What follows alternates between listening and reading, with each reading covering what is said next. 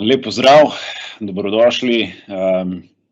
Pred nami je tretji webinar, spletni dogodek, s katerimi smo začeli v letošnjem letu. Današnji naslov, malo kontroverzen, vsekakor aktualen, se moramo res bati recesije. Recesija, ki trenutno v medijih pobira kar dosti pozornosti. Za tiste, ki morda spremljate dogajanje v švicarskem Davosu, kjer se ravnokar odvija svetovni ekonomski forum, ste verjetno opazili, da je recesija ena ključnih tamkajšnjih tem, s katerimi se ukvarjajo. Eden izmed znanih udeležencev je omenjal 3 ere kot problematične, 3 R-je, torej recesija, ena izmed njih, rates kot obrestne mere, vezane predvsem na inflacijo, katero smo obravnavali pred slabim mesecem. No in tretji R, vezan na Rusijo, temo, seveda v povezavi z ukrajinsko vojno, ki smo jo obravnavali v marcu. Da ne bom predolg, tokrat bi želel opravičiti najprej našega sodelavca Tomaža Dvoržaka, ki je imel druge neodložljive obveznosti. Tokrat bo pa z vami moj sodelavec Roman Zidarn, kolega iz sektorja analiz in pa moja malenkost. Tako kot običajno se ogrejmo z anketnim vprašalnikom, tudi ta seveda vezan na vprašanje o recesiji. Torej, koliko vas pri vlaganju preveva strah pred morebitno recesijo, zaradi morebitne recesije? 4 odgovori so podani, zelo, malo, nič oziroma pri vlaganju o tem ne razmišljam. Glasujete lahko tako, da s telefonom posnamete tole QR kodo, ki jo vidite na tem slajdu, in nam zaupate svoj glas. Kot običajno bomo malo počakali, tukaj je nekaj tehničnega zamika, povezanega s tem glasovanjem. No, naj trenutek izkoristim, zakaj pravzaprav recesija, zakaj do te skrbi prišlo tako močno v tem letu. Ja, pravzaprav je inflacija z nekaterimi že znanimi geopolitičnimi dogodki dobila nekaj kril in seveda postala problem, težava tudi za centralne banke. Te v tem svojem običajnem instrumentariju ukrepajo tako, da dvignejo obrestne mere. Ta dvig obrestnih mer pa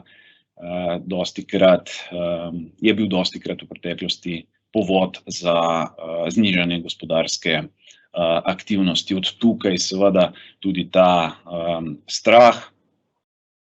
No in imamo že nekaj glasov, ja, nekaj skrbi, pa ne prav pretirano. V duhu časa ta webinar seveda želimo spraviti v 30 minutah skozi, vam te informacije jasno in hitro podati. Zato predlagam, da Roman kar nadaljuje, prevzame besedo. Še nekaj običajnih napotkov, vabljeni ste k podajanju kakršnihkoli vprašanj, bova z Romanom sproti spremljala, sicer pa tudi na koncu nekaj časa namenila temu. Roman, izvoli, nekaj gledalcev oziroma gledalk imamo, malo mogoče skrbi, ne pa pretirano. Izvoli. Ja, lep pozdrav še v mojem imenu. Nekako moja naloga je bila, da orišem trenutne makroekonomske razmere in podam neke iztočnice, s katerimi bo potem naprej operiral Gorazd. Tako da, Če se spomnimo, začelo se je lani z covidom in lahko rečemo tudi, da takrat je bil covid, lahko je kaj drugega, skratka spremembe so stalnica in v letošnjem letu se to znova in izdatno potrjuje. Namreč ob koncu lanskega leta je večina svetovnih analitikov za leto 2020 napovedovala krasno leto, kjer se bosta cedila med in mleko. No, ta percepcija pa je z izbruhom ukrajinsko-ruske krize bila nadomeščena z negotovostjo in strahom. Svetovni mir je ogrožen, soočeni smo z največjimi izzivi po drugi svetovni vojni. Z izbruhom ozemeljske vojne so vzniknile tudi ekonomske vojne, s tem so vzniknile nove krize, ki so prevzele primat dosedanji zdravstveni. Govorimo o energetski, govorimo o prehranski, migrantski in nenazadnje morda se še letos znova vrnemo k zdravstveni. To naj bo nekako izhodišče. Kar morda na nek način čudi, je to, da pravzaprav raven indeksa, ki meri globalno negotovost, nekako, saj osebno ne razumem najbolje, namreč zadnji odčitek, ki je bil izveden koncem prvega četrtletja letošnjega leta, kaže, da smo pravzaprav nekje na povprečju zadnjih 20 let. Torej, kljub temu, kar smo prej za iztočnico postavili, nekako še tega nismo povsem posvojili. Do sedaj nas je najbolj zamajal covid in zastavlja se vprašanje, ali se bodo te zaznave kaj spremenile in odrazile pri naslednjem merjenju in ali dobimo novega zmagovalca, ali pa imamo že tako debelo kožo, da se nas ne da več zlahka zamajati. Morda podzavestno pričakujemo, da nas bodo pred morebitnim globljim padcem fiskalni in monetarni odločevalci ponovno zaščitili s tako imenovano varovalno mrežo, morda celo s ponovno uporabo nekih nekonvencionalnih spodbud ali pa s počasnejšim umikanjem trenutnih, ki še obstajajo. Nekonvencionalne spodbude, namenjene post-covidnemu okrevanju, niso povsem brez stranskih učinkov. Eden od njih je zagotovo inflacija. 2/3 trenutne inflacije lahko pripišemo ukrepom fiskalnih in monetarnih politik, namenjenih okrevanju ekonomij po ohromitvi, ki jo je izvala pandemija. Preostalo tretjino pa tudi vojni oziroma dodatnim pritiskom na cene hrane, energentov in drugih vrst surovin ter materialov. Če pogledamo nekoliko v zgodovino, vidimo, da da je inflacija pravzaprav izhajala iz storitev. Očitno je globalizacija in konkurenčnost omogočala, da cene na področju blaga niso tako naraščale in prispevale k inflaciji. No, po zajezitvi covida se je situacija spremenila in zaradi izjemnega izbruha povpraševanja po blagu je bila pravzaprav inflacija sprva skoncentrirana prav v tej skupini. Dostopnost do storitev, kot se spomnimo, je bila omejena, torej potrošnja usmerjena predvsem v eno smer.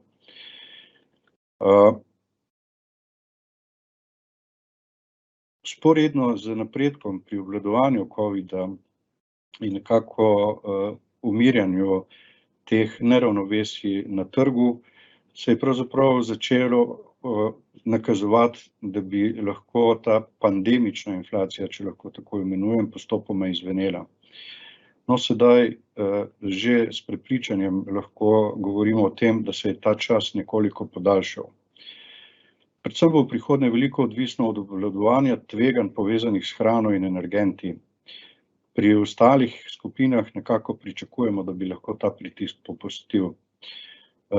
Zakaj? Povpraševanje po trajnih in netrajnih dobrinah se namreč umirja, saj smo se ljudje, tako v Sloveniji kot drugod po svetu, z njimi precej izdatno založili. Seveda se krepi pa povpraševanje po storitvah, ki so bile do sedaj nedosegljive in tako želene.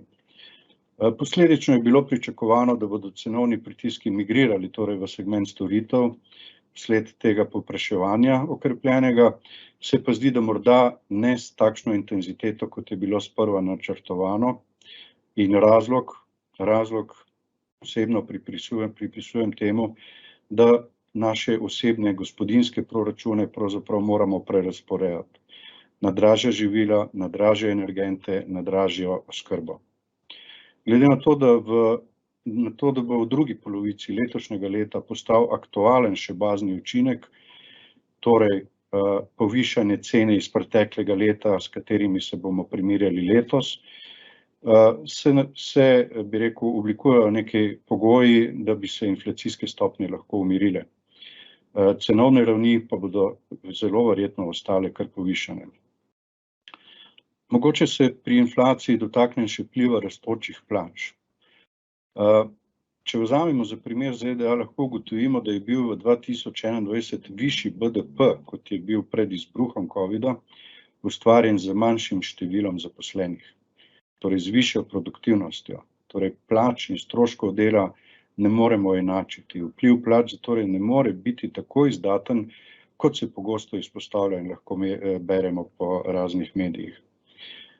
V trenutni situaciji tudi spirala plač in cen verjetno ni več tako aktualna.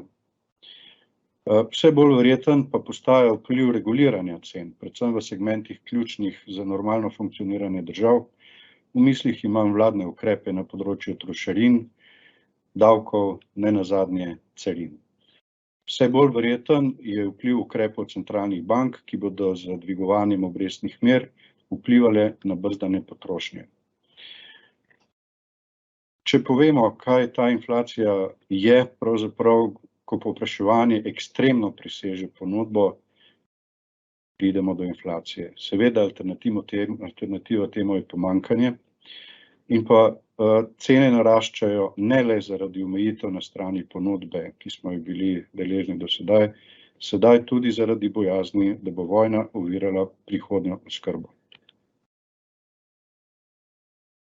Potrošnja je nekako ključna sestavina gospodarske dinamike in pa bruto družbenega produkta. Zato je smiselno in pozorno spremljati.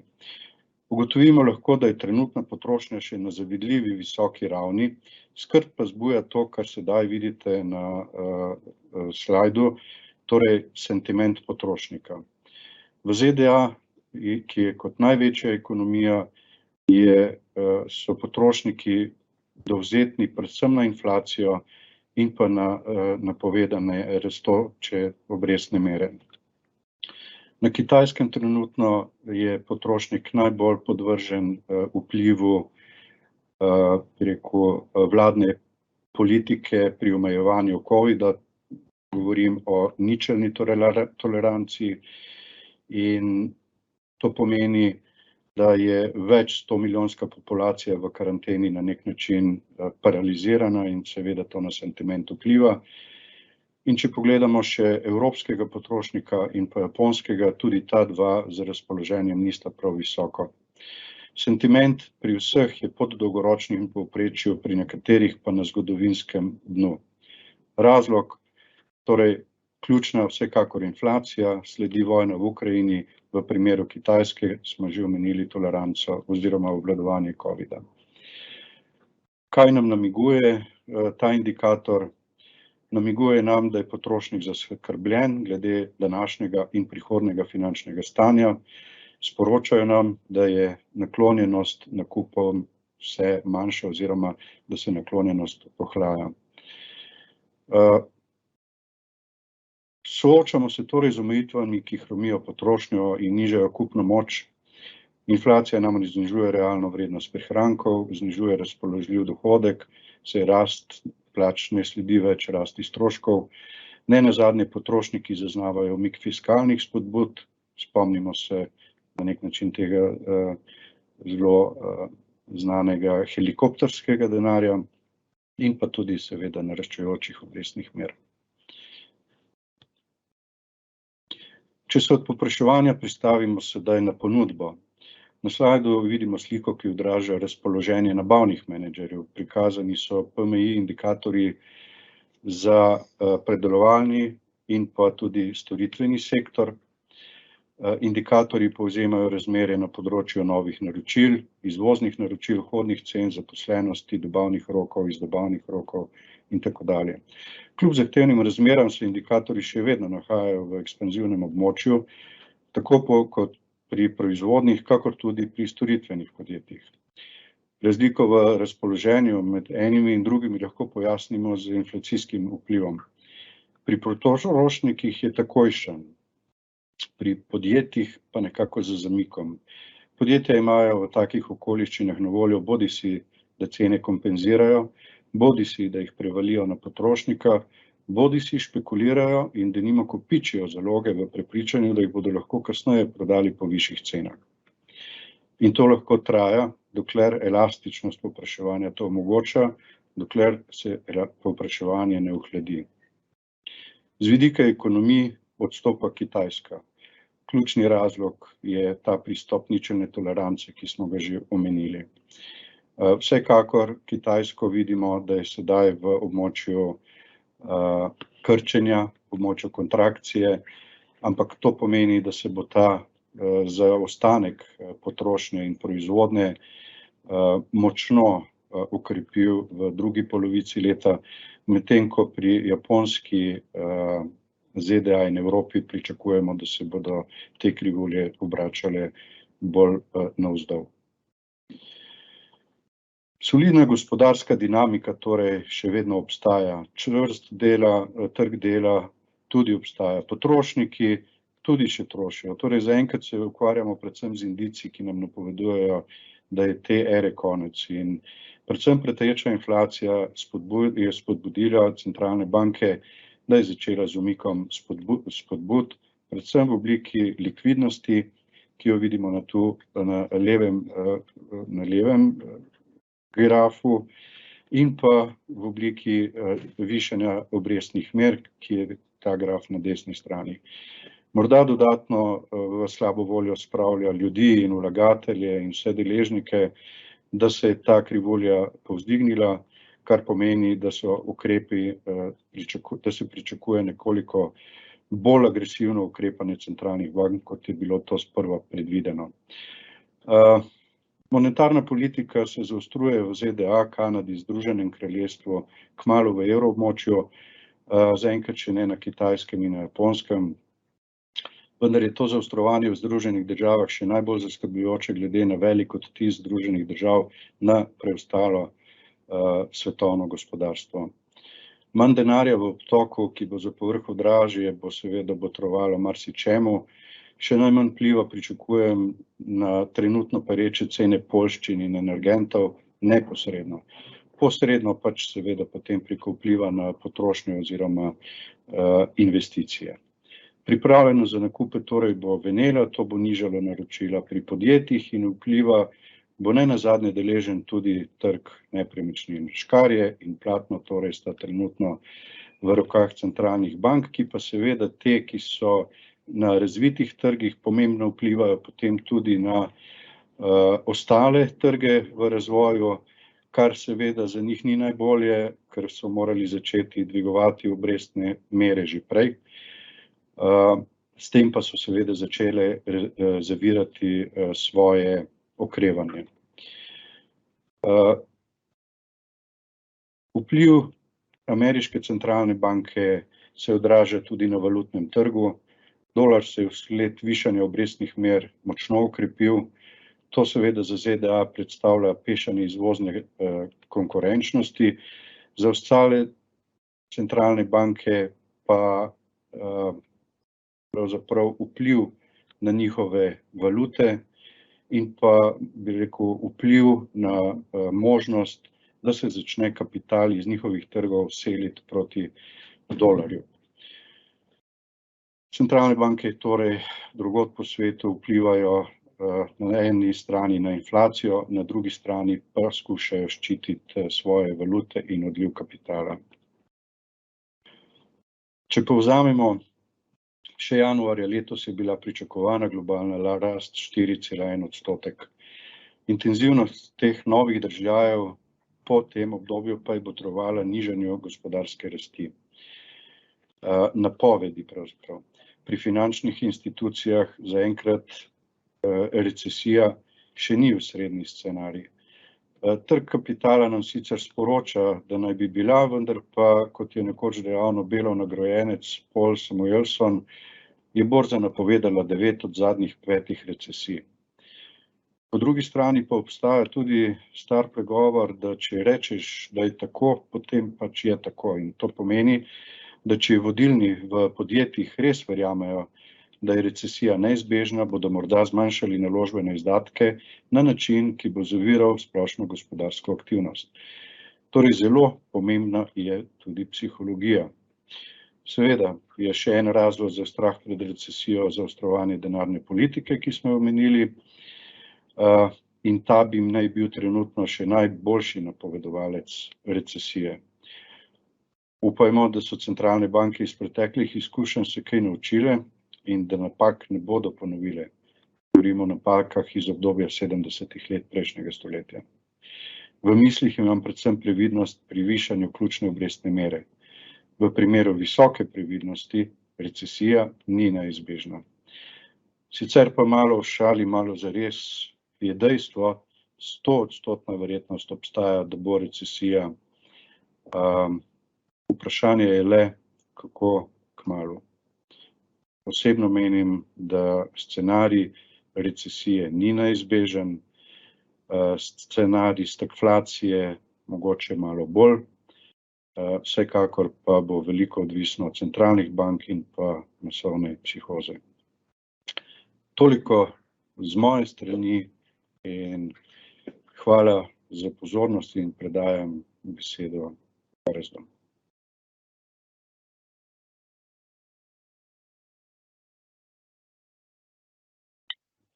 Hvala lepa, Roman.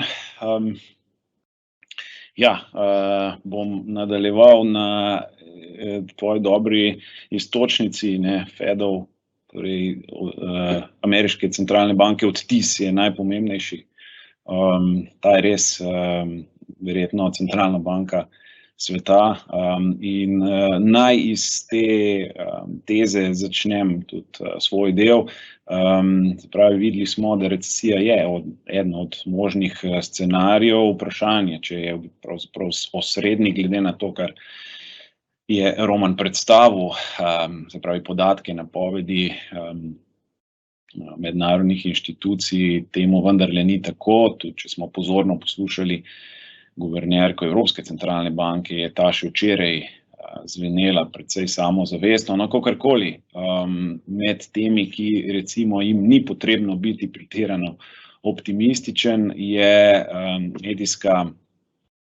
medijska hiša CNBC objavila anketo še v maju in spraševala, ali bo ravnanje centralnih bank, ameriške centralne banke povzročilo recesijo. 57% je takih, ki menijo, da da, tretjina jih meni, da ne. Naj tukaj še enkrat upozorim, gre za analitike.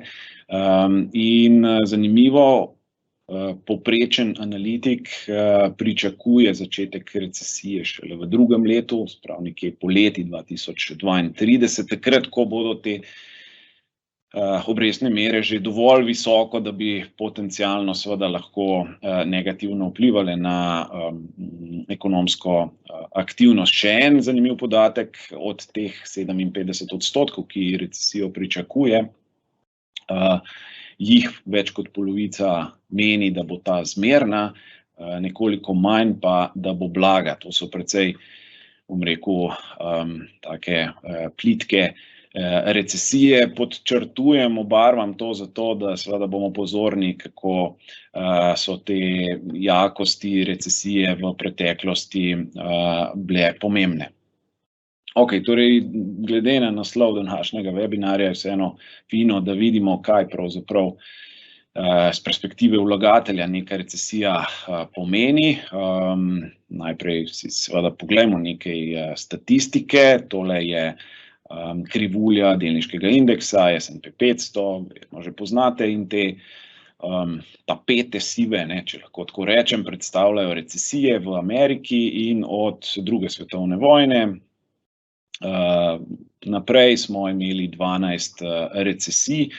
Če se gremo malo forenzike, pa naredimo eno obdukcijo, bomo ugotovili, da povprečna ameriška recesija trajala približno 11 mesecev, in kar je za vlagatelje zanimivo, da v času te teoretične učbeniške recesije, ki jo razglasi torej ta inštitucija NBER, donosnost delniškega indeksa S&P 500 pravzaprav ni bila kaj skrb vzbujajoča, povprečje celo, kot vidite, 0%. Ta donosnost je segala sicer vse od -37, ampak so bile donosnosti tudi dvoštevilčne in pozitivne. Pravzaprav obdobje, ki se ga mogoče je potrebno malo paziti v narekovajih, ki ga moramo zdržati, je teh 6 mesecev pred samo recesijo. To je obdobje, ko je povprečna donosnost bila tega že omenjenega indeksa bila negativna.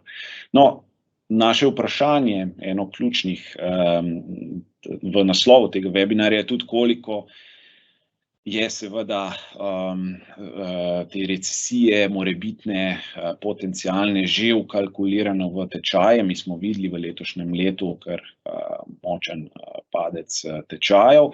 Da bi vam to lahko prikazali, si bom sposodil tako imenovan količnik PE, torej cena na dobiček na delnico, ki je desno v tej enačbi tudi pojasnen. Iz tega količnika bi želel izpostaviti torej tale števec in ga aplicirati na celoten ameriški trg.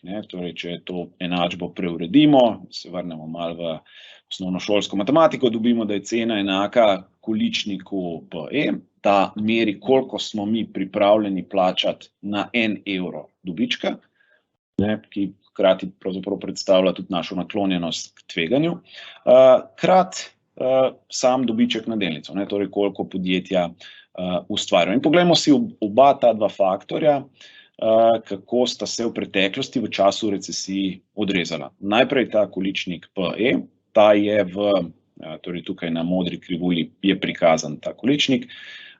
Zopet imamo tole tapeto naših recesij in ta je, če pogledate pozorno, pač v času teh sivih območij v povprečju padel približno 30%, torej za 30% so vlagatelji bili manj pripravljeni plačati za 1 evro oziroma 1 denarno enoto dobička, jasno, ker so bili pač prestrašeni, ker je ta naklonjenost tveganju se ustrezno zmanjšala.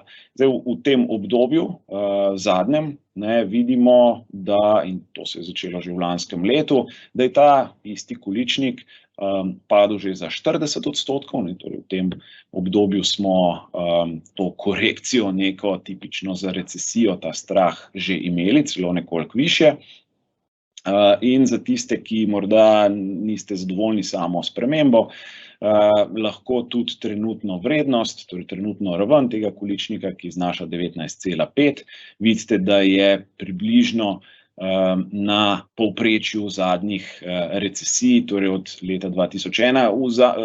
Vzeli smo to obdobje zato, ker je seveda ta naklonjenost tveganju v določeni meri povezana tudi s samo ravnjo obrestnih mer in v tem obdobju zadnjih 20 let so te obrestne mere približno na recimo temu nižji ali vsej primerljivi ravni.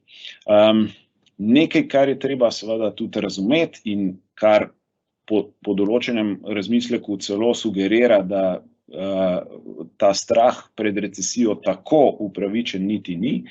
Mi smo namreč imeli tudi zaradi korone in vseh vzgonskih dogodkov zelo močno nadpovprečno donosnost tako imenovanega segmenta rastočih podjetij. Sem sigurno spadajo tehnološka podjetja, torej tudi podjetja, ki močno temeljijo na spletnem poslovanju, ki so pač ugledala luč sveta ali pa neko neko spodbudno okolje ravno v času ali pa zaradi korone.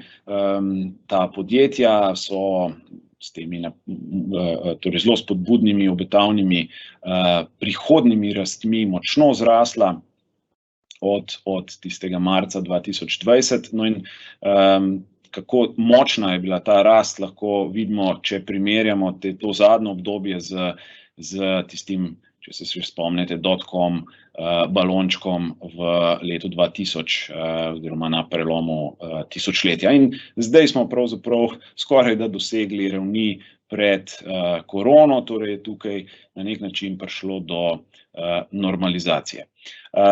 No, še drug faktor si poglejmo, govorimo o dobičku, torej zopet gledamo našo tapeto, kateri so pa še tele modre korenine, če jih lahko tako poimenujem, prikazane, torej prikazujejo padec, maksimalen padec dobička od lokalnih vrhov. No in ta dobiček je v povprečju v času recesij padel za 25%. To, kar seveda zdaj mi zelo pozorno opazujemo, je, kaj se bo z dobički dogajalo v prihodnje. No, naj vam zaupam, da v tem trenutku napovedi za letošnjo leto, za rast dobička na delnico v Ameriki zelo spodbudna, odporna, še vedno vztraja pri okoli 10%, pravzaprav smo že na polovici leta, pa nekih resnejših negativnih revizij na splošnem trgu ni opaziti. To je torej tisti drugi del, ki bo močno pojasnil, kaj se bo v prihodnje dogajalo. Če malo razmišljamo in vlečemo vzporednice z 70, mogoče 80 leti, torej časom, ko je bila tudi višja inflacija, lahko vidimo, da ta padec dobičkov ni bil tako močan, kot recimo tukaj na začetku 90-ih, po dotcom balona ali pa finančni krizi, ko smo imeli res krizo bilanc samih podjetij, ko so se nakopičile neke, bom rekel, nestabilnosti in so se morala podjetja dejansko očistiti. Kaj je torej že ukalkulirano? Torej, mi imamo danes na glavnem ameriškem delniškem indeksu približno 20% padec, merjen v dolarjih.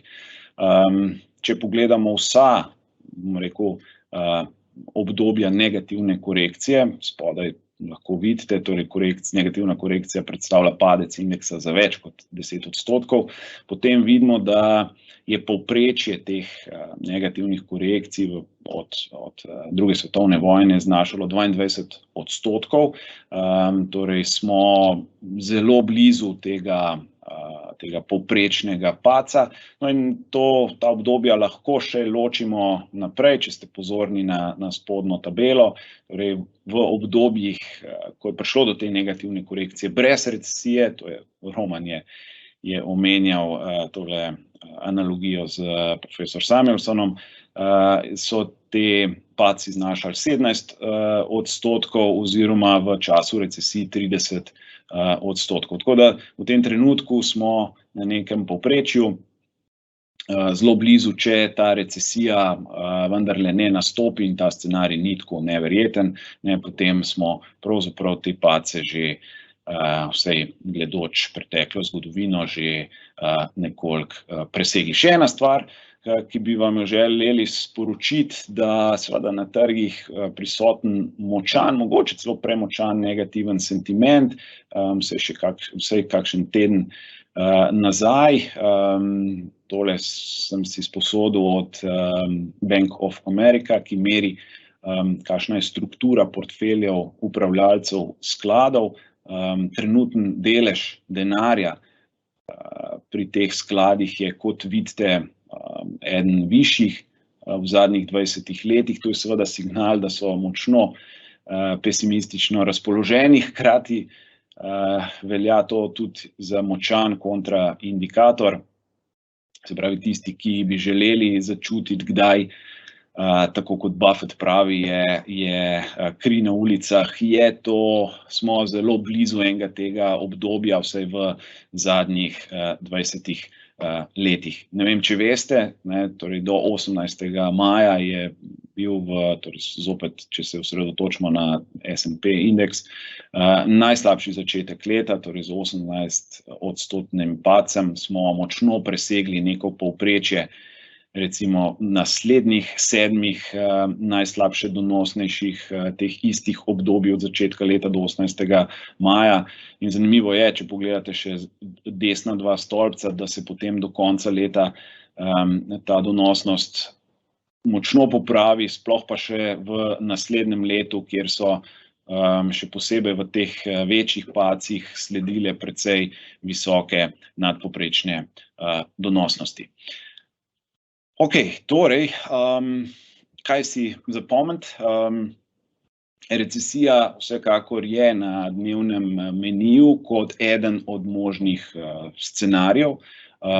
Kot je poudaril Roman, dosti bo odvisno od ravnanja centralnih bank, ki pa so seveda vezane na trdovratnost inflacije. Visoko inflacijsko okolje je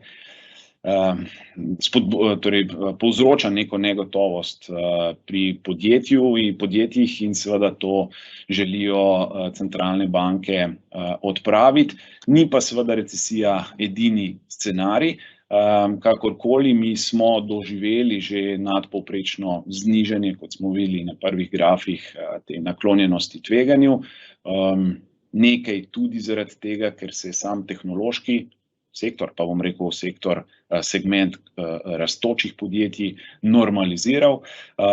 Videli smo, da zaenkrat ni neke šibkosti na strani rasti dobičkov, zelo spodbudno, seveda pa bo potrebno to pozorno opazovati. In ja, na koncu smo si pogledali sentiment močno negativen, zelo privlačna vstopna točka za tiste, ki ste seveda pripravljeni v času malo večje volatilnosti, negotovosti ukrepati in vlagati. Če tako ostane, potem smo v tem trenutku zelo blizu oblikovanja dna na delniških trgih. Videli smo povprečje teh negativnih korekcij, približno 22%, mi smo to že skoraj dosegli, če recesije ne bo, pravzaprav imamo verjetno dno že za sabo. S tem zaključujem najino predstavitev. Jaz se opravičujem, da sva malo podaljšala, očitno danes brez najinega gostitelja Tomaža sva malo zbezljala. Še preverim, če je kakšno vprašanje. Ja, imamo vprašanje, zakaj je Triglav Renta padla skoraj toliko kot Triglav Svetovni?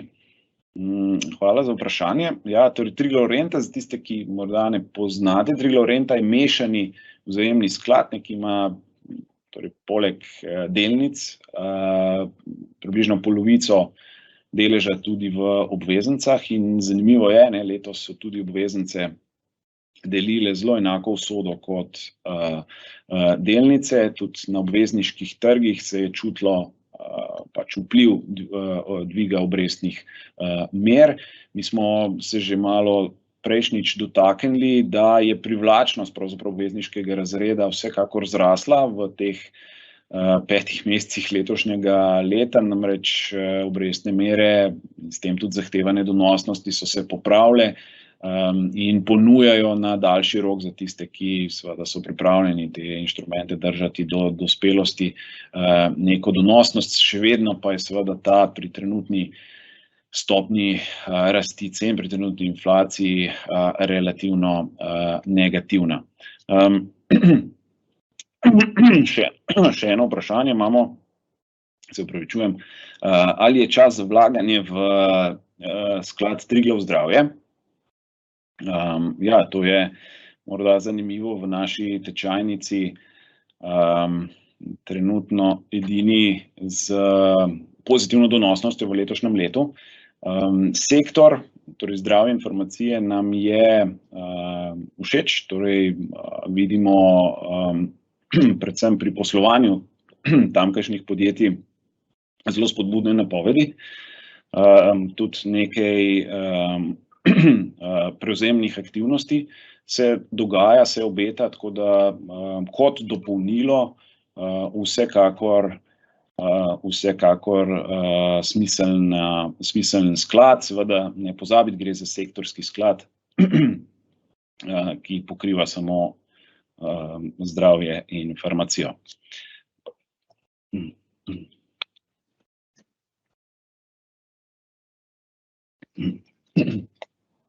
Okay. Če nimamo nobenih vprašanj več.